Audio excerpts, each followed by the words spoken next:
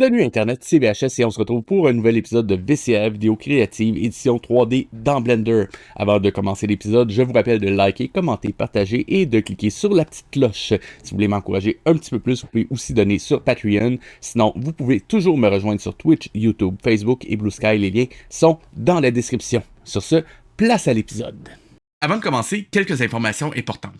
La vidéo que vous allez voir a été réalisée dans la version 4.5. Comme Blender 5 est sorti cette semaine, il y a quelques techniques qui ont légèrement changé. Je vous donne rendez-vous à la fin de la vidéo, je vous expliquerai les différences.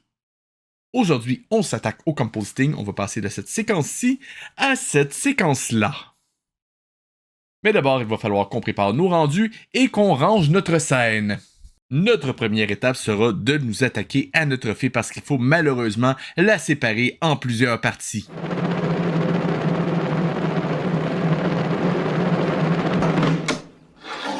Mais métaphoriquement parlant. Ce que je veux dire par là, c'est simplement que la fée doit être séparée en 3 collections. Dans la première, nous avons notre émetteur qui nous sert à créer notre poudre de fée. On va donc lui créer une collection qu'on va appeler Fairy Dust et le glisser à l'intérieur. La deuxième collection qu'on va créer, qui s'appelle Fairy Light, va nous servir à ranger notre Point Light et le halo de notre fée. Et finalement, la dernière collection qu'il nous reste à créer va s'appeler Fairy Wings et on va y ranger les 2 ailes de notre fée.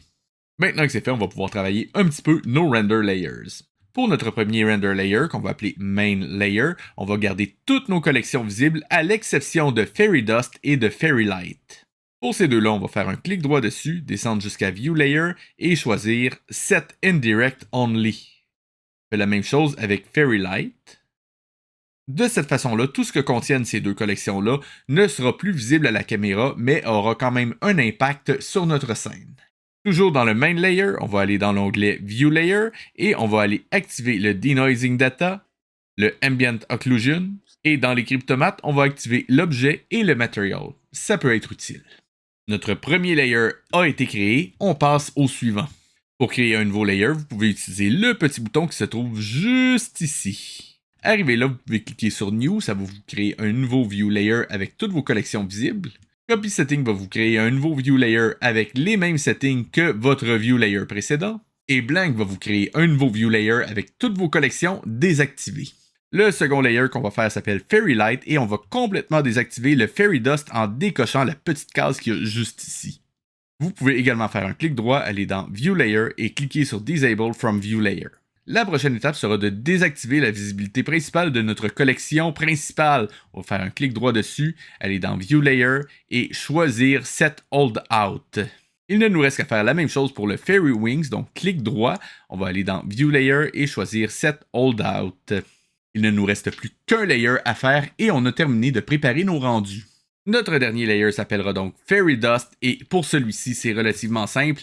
À l'exception de Fairy Dust, on met tout en Hold Out. Donc, clic droit, View Layer et Set Hold Out. On n'est pas obligé de le faire sur Grass parce que je l'ai mis derrière la caméra, donc c'est pas très important. Fairy Dust, on le garde visible.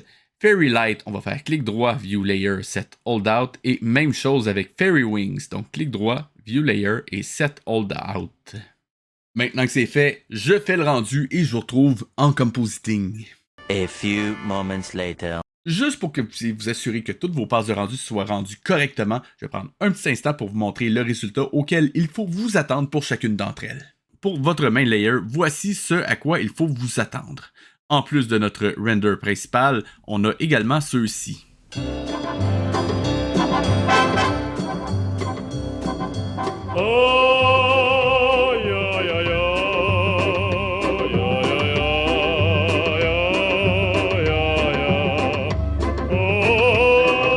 Pour les cryptomates, ça peut changer un petit peu, mais honnêtement, tant que vous les avez, il n'y aura pas de problème.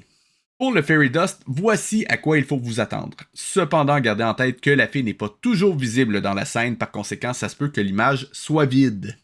Dans ce cas spécifiquement, on n'aura pas besoin de l'alpha ni du noisy image, donc pas de besoin de les regarder de plus près. Et pour terminer, voici à quoi ressemblera le Fairy Light en admettant que la fée est visible sur le frame que vous avez rendu. La première étape sur laquelle on va s'attarder, c'est de traiter notre Ambient Occlusion, parce que dans Blender, là-haut a quelques problèmes. Tout d'abord, comme vous pouvez le voir, l'Ambient Occlusion n'est pas denoisé. On va donc rajouter un filtre de denoise auquel on va connecter notre Ambient Occlusion dans Image, le denoising normal à normal, et pour l'albédo, on va aller se chercher un RGB qu'on va mettre en blanc à 100%. L'autre problème, c'est que l'Ambient Occlusion n'a pas d'alpha. On va donc utiliser un node 7alpha auquel on va connecter directement notre denoise en image et on va aller récupérer l'alpha original de notre image, ce qui va nous donner ceci. Maintenant que j'ai un alpha, je peux utiliser un alpha over pour mettre mon Ambient Occlusion sur fond blanc et... Ça t'a servi à quoi de donner un alpha pour y enlever tout de suite après? Eh bien, ça m'a servi à le mettre sur fond blanc. De cette façon-là, je peux utiliser un mix color en multiply pour appliquer mon Ambient Occlusion sur n'importe quoi. Cependant, avant de faire ça, on va écraser un petit peu les blancs et remplacer le noir par une légère couleur bleutée. Ça va me donner ceci. Ça va juste donner quelque chose d'un petit peu moins agressif.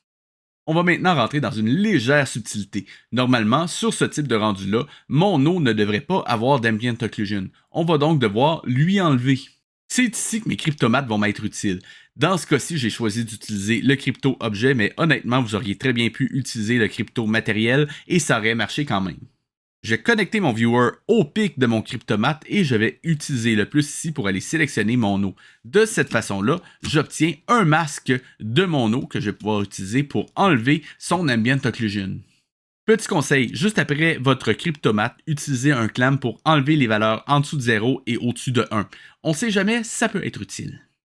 Je vais maintenant pouvoir utiliser le résultat pour enlever l'Ambient Occlusion de mon eau. Pour ce faire, je vais avoir besoin d'un mix color auquel je connecte mon Ambient Occlusion dans la valeur A. La valeur B, je la laisse en blanc. Et mon résultat, juste ici, je viens le brancher dans le facteur. Je passe donc de ceci à ceci. Je le sais, c'est une subtilité, mais ça va faire une certaine différence. On vient de terminer le traitement de notre Ambient Occlusion, il ne reste plus qu'à l'intégrer à notre rendu final. Pour ce faire, on va utiliser un Mix Color en Multiply, on connecte notre Ambient Occlusion en B, et pour le A, on vient récupérer notre rendu original. On passe donc de ceci à ceci. Notez que si vous trouvez que votre Ambient Occlusion est trop fort, vous pouvez toujours le baisser en utilisant le facteur de votre Multiply, comme ceci. Il est maintenant temps d'ajouter notre Fairy Dust. Pour ce faire, on va partir de notre rendu original, celui-ci, et on va l'ajouter avec un Mix Color en Add à notre rendu original. On passe donc de ceci à ceci. Cependant, ce n'est pas tout. Juste en dessous, je vais aussi reprendre mon Fairy Dust et lui donner un petit flou gaussien de 25. Ça me donne ceci. Maintenant, si je viens rajouter ça à mon rendu en utilisant un Mix Color en Add, j'ajoute un glow à mon Fairy Dust. C'est pratique. On a des ailes de fée, on a de la poussière de fée, il nous manque quand même un halo de fée, et c'est maintenant ce qu'on va rajouter. On commence donc par le rendu du halo de ma fée, et on peut le traiter avec un petit RGB Curve pour augmenter sa luminosité. Ça va me donner ceci. Maintenant, pour l'intégrer à notre rendu, plutôt que d'utiliser un Mix Color en Add comme on l'a fait précédemment, on va plutôt utiliser un Alpha Over. On a un alpha, on va l'utiliser. Ça me donne donc ceci.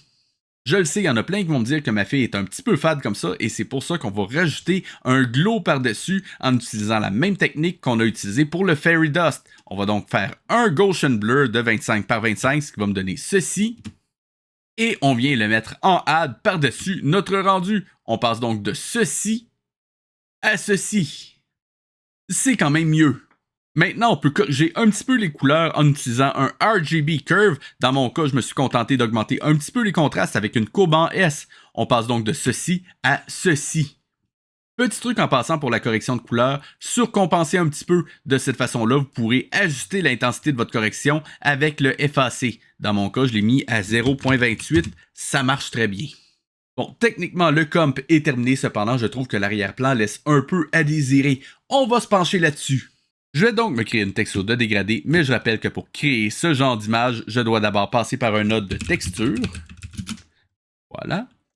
Me créer un nouvel emplacement en cliquant sur Nouveau et passer dans l'onglet Texture juste ici où je peux aller choisir mon node et lui donner le type de texture que je veux avoir. Dans ce cas-ci, un dégradé, donc un blend. Je peux alors lui indiquer que je le veux à la verticale. Je commence donc par mon dégradé et je le fais passer par un gamma à 0.777. De cette façon, il passe de linéaire à sRGB. Je peux alors l'utiliser dans un mix color en factor pour obtenir un beau dégradé de bleu foncé à bleu clair. Et mon résultat, je l'utilise comme arrière-plan pour la dernière étape de mon compositing, un alpha over où je viens réintégrer mon rendu final. Si vous voulez, vous pouvez prendre un petit instant pour regarder mon script de compositing d'un peu plus près. Je vous rappelle cependant que ma scène est, comme d'habitude, disponible gratuitement en lien dans la description. Maintenant, en voyant ça, savez-vous à quoi je pense? Je pense tout de suite à Super Mario RPG et je me dis que ce serait vraiment chouette de transformer ce rendu en une image tout droit sortie de la Super Nintendo. Et ça tombe bien parce que c'est ce qu'on va faire dans le prochain épisode. Mais avant de vous laisser partir, je dois vous expliquer les différences qu'il y a avec la version 5.0 de Blender. Tout d'abord, vous remarquez qu'on a quelques nouveaux nodes juste ici, mais ça on en reparlera dans une vidéo ultérieure. Je vous prépare en effet une série au complet sur Blender 5.0. L'autre différence que vous allez remarquer, c'est le gros node rouge qui est apparu juste ici. Si vous vous rappelez bien, c'est le node de texture qu'on utilisait pour récupérer notre gradient. Avec Blender 5.0, plus de besoin de passer par des nodes de texture, nos noise sont déjà inclus dans les nodes de compositing et ça, c'est génial. Donc tout d'abord, on va commencer par se débarrasser de celui-ci. Et on va le remplacer par un node de Gradient Texture. Bon, comme vous pouvez voir, c'est pas exactement ce qu'il nous faut, mais heureusement, on a juste besoin de l'ouvrir et on peut changer ses propriétés juste ici. Alors tout d'abord, on va le mettre en type texture. Ensuite, on va le faire tourner de 90 degrés en Z. On va lui donner un scale en Y de 2. Et on va le déplacer de négatif 0.5 en Y. Et juste comme ça, on a réparé notre script de compositing pour qu'il fonctionne dans Blender 5.0.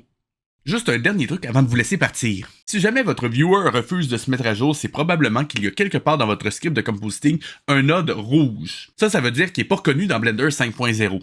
Il va donc falloir le trouver et le remplacer par un node qui fonctionne dans Blender 5.0. Oui, même s'il n'est pas connecté, il va bloquer votre aperçu. Donc si jamais ça vous arrive, paniquez pas, vous avez juste à trouver le node défectueux et à le remplacer.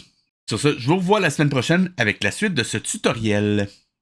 C'est ce qui termine l'épisode de cette semaine. Si vous avez aimé, je vous rappelle de liker, commenter, partager, de cliquer sur la petite cloche. Et si vous voulez m'encourager un petit peu plus, vous pouvez aussi donner sur Patreon. Sinon, vous pouvez toujours me rejoindre sur Twitch, YouTube, Facebook et Blue Sky. Les liens sont dans la description. C'était VHS et je vous dis à la semaine prochaine.